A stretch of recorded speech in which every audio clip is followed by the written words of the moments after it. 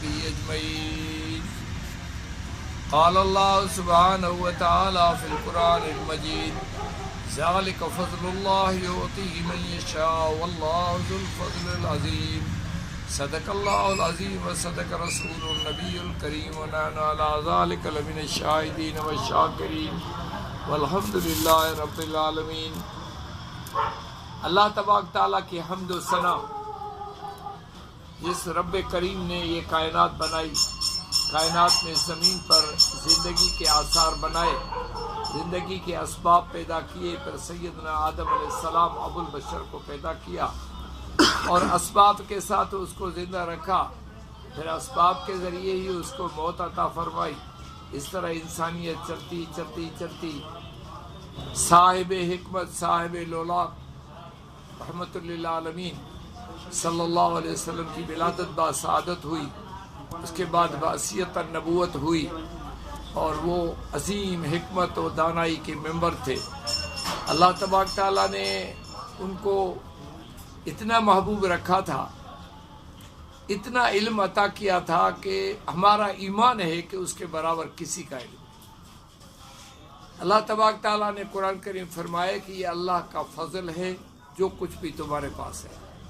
تمہارے پاس دماغ ہے، دل ہے، جگر ہے، آنکھیں ہیں، ناک ہے، کان ہے، زبان ہے، ہونٹ ہیں، جو کچھ بھی تمہارے پاس یہ اللہ کا فضل ہے. اب کچھ لوگ اللہ کا فضل دیکھ کے اس کا شکر کرتے ہیں، الحمدللہ رب العالمین کہتے، کچھ لوگ نہیں کرتے. آپ یقین کریں کہ اللہ کے فضل کے بغیر ایک پتا بھی نہیں ہل سکتا. تو پھر ہمارا جسم پورا جو ہے اللہ کا فضل ہے. اس اللہ کے فضل میں جگر بھی ایک بہت بڑی مشین ہے جو خون بناتی ہے، خون کو صاف کرتی ہے، پھر خون کی ترکیب بنا کے اس کو جسم میں داخل کرتی ہے، اور ترکیب شدہ خون میں بھی جو فاضل مادے ہوتے ہیں ان کو ڈائلسس کے ذریعے یا آکسیجن ملانے کے ذریعے صاف کرتی رہتی ہے. اور جو اس کے بعد بھی جو اس کا بائی پروڈکٹ بچتا ہے، جو اس کی اضافی چیز بچتی ہے، وہ ہے پتے کی رس. اس کو پتے میں جمع کرتا ہے، پتے میں جمع کرنے کے بعد اس کو باریک نالیوں کے ذریعے تھوڑی تھوڑی پھر دوبارہ کھانے میں ڈالتا ہے تاکہ کھانا جلدی ہضم ہوتا رہے، جلدی ہضم ہو کے آپ جو ہے نا صحت مند رہیں، آپ کا خون بنتا رہے. اس طرح ہم جگر کو ایک مکمل کارخانہ کہہ سکتے ہیں. آپ جتنی چیزیں کھاتے ہیں، اللہ کی شان دیکھو، انسان اپنے دسترخوان پہ بیٹھتا ہے، وہاں ایک نہیں، دو نہیں، 6 سے 8 مزاج کی چیزیں رکھتا ہے اور ان کو ملا کے کھا رہا ہوتا ہے. وہ چاول بھی کھاتا ہے، گوشت بھی کھاتا ہے، روٹی بھی کھاتا ہے، دہی بھی کھاتا ہے، سلاد بھی کھاتا ہے. اکثر سلاد اعصابی ہوتی ہے، دہی عضلاتی ہوتی ہے، گوشت عضلاتی ہوتا ہے، چاول اعصابی خودی ہوتے ہیں، اور اس کے بعد میٹھا آتا ہے، اس کے بعد میٹھا فروٹ آتا ہے، اس کے بعد چائے آتی ہے، اس کے بعد بوتل آتی ہے. آپ حیران ہوں گے کہ تمام مزاج کی چیزیں انسان کھا رہا ہے، اس کے باوجود بھی یہ سب چیزیں خون بننے کی جگہ پہ، خون بننے کے کارخانے میں جگر میں جاتی ہے اور وہاں پر ایک ترکیب پیدا ہوتی ہے. اور خون ایک زندہ خلیوں کا نام ہے جو پانی کے اندر مسلسل بہتے رہتے ہیں. زندہ خلیے ہیں، فاسفورس کا خلیہ بھی اس میں ہے، گندک کا خلیہ بھی اس میں، پھر مرکب خلیہ ہے جو انسانی جسم کو بناتا ہے. یہ سب چیزیں اس کے اندر ہوں گی. انسانی خلیہ جو ہے، انسان کے خون کا جو ایک خلیہ ہے وہ انسان کی پوری تاریخ بتا سکتا ہے.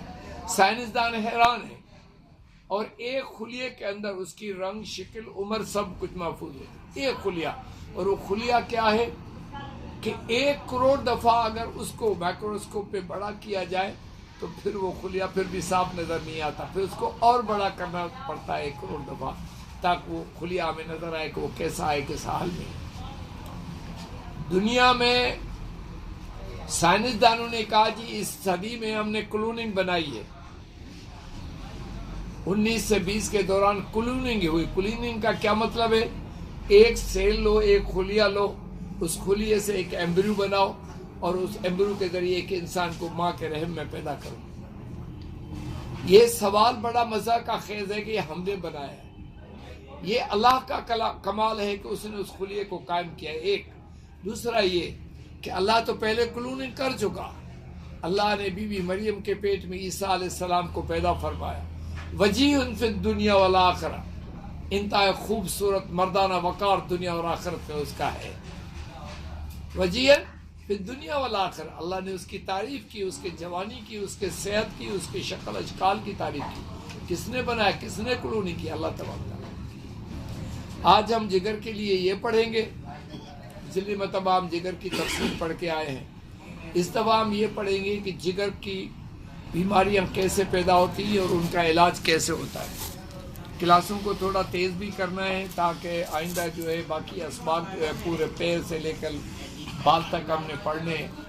تو 23 اعضاء کو ہم پڑھ رہے ہیں. جگر جو ہے اس کے بیمار ہونے کے 3 اسباب ہیں. بالکل ٹھنڈا ہو جانا اور بغیر کام کے بالکل سست ہو جانا اور زیادہ تیز ہو جانا. 3 بیماریاں اس کی. زیادہ تیز ہونے سے ہم کہتے ہیں کہ اس کو یرکان ہو گیا انسان. صفرا کی پیداوار بڑھ جاتی ہے، انسان صفراوی چیزیں زیادہ کھاتے ہیں، صفرا بڑھ جاتی ہے تو وہ اس طرح سے وہ تیز ہو جاتا ہے. صفرا کی پروڈکشن خون میں تیز ہے. صفرا کا رنگ پیلا ہوتا ہے تو انسان بھی پیلا ہونا چاہیے. آنکھیں پیلی ہو جاتی ہیں، پاؤں پیلا ہو جاتا ہے، پیشاب پیلا ہو جاتا ہے. یہ نشانیاں ہوتی ہیں کہ جگر جو ہے بہت گرم ہے. اب تمام حکماء اس کو ٹھنڈی دوائیں دیتے ہیں. دوسری بیماری ہے اس کا سست ہو جانا. سست ہونے میں کیا ہوتا ہے کہ انسان کی چمڑی سفید ہو جاتی ہے، سرخ خلیے کم ہو جاتے ہیں، صفرا کی کمی ہو جاتی ہے جسم میں، اور قوت جو ہے انسانی وہ کم ہو جاتی ہے. کام کی فعل انداز کی کم ہو جاتی ہے.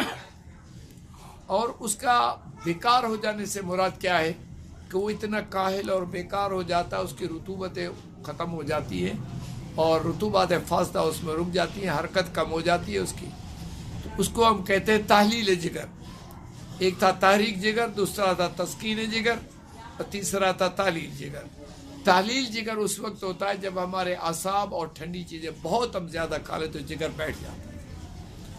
اور تسکین جگر کب ہوتا ہے؟ جب ہم عضلاتی چیزیں یا عضلاتی خوراکیں کھاتے ہیں، اس کو تسکین جگر ہوتی ہے.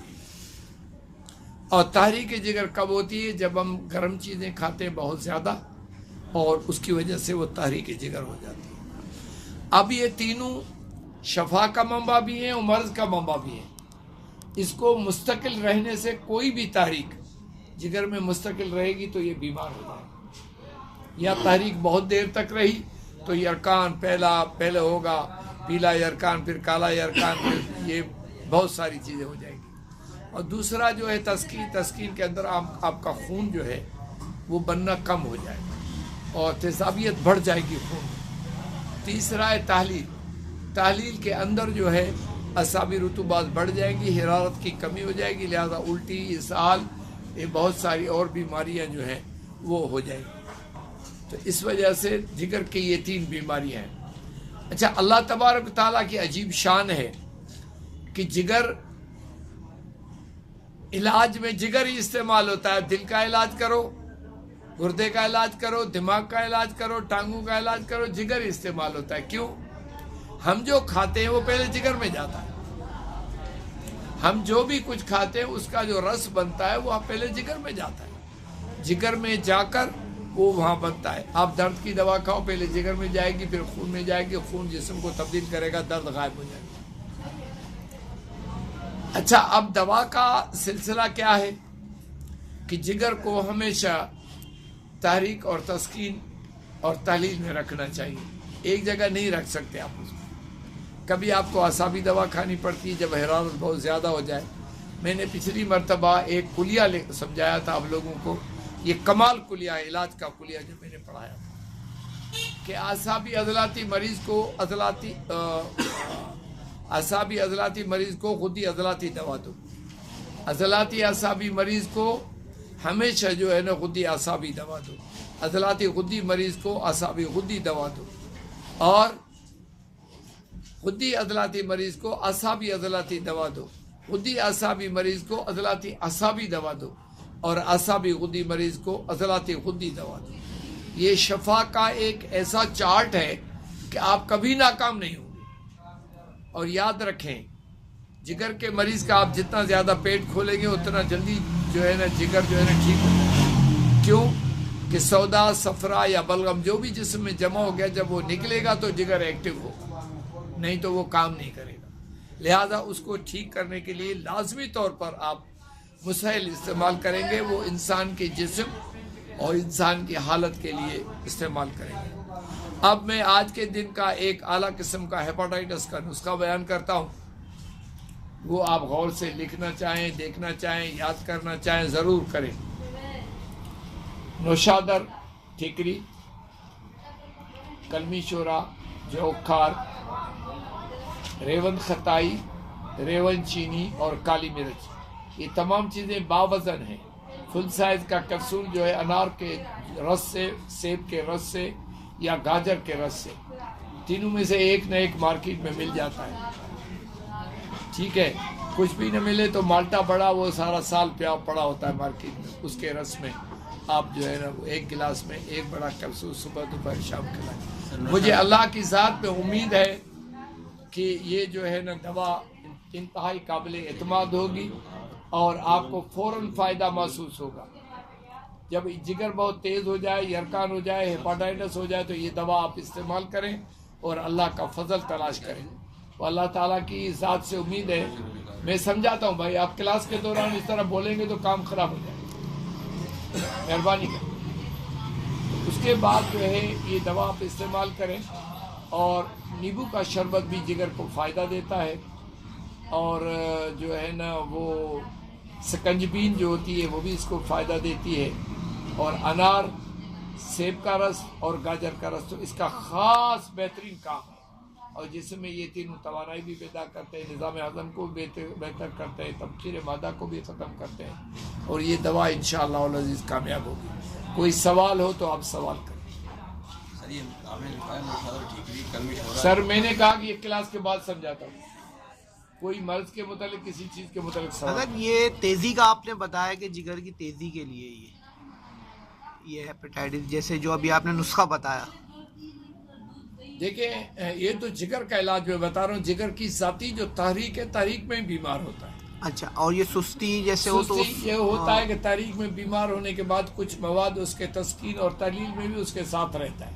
جی جی, آپ تینوں حالتوں میں جگر کو صاف کرنے کے لیے دوا دے سکتے ہیں. اچھا, لیکن رات کو آپ کو مسحل 5 تھوڑا بہت ضرور دینا چاہیے. اس شخص کو پخانا کھل کر آئے تاکہ مواد جو ہے پیشاب کے ذریعے بھی نکلے اور پیٹ کے ذریعے بھی. انشاءاللہ العزیز آئندہ کلاس میں ہم پتا, اس کی پتھری, اس کی ورم, اس کی سوجن, کیونکہ یہ جگر کے ساتھ ہے, یہ کلاس پڑھیں گے. اور اللہ تبارک تعالیٰ دعا کرتے ہیں کہ آج کا کلاس جو ہے وہ بہتر رہے.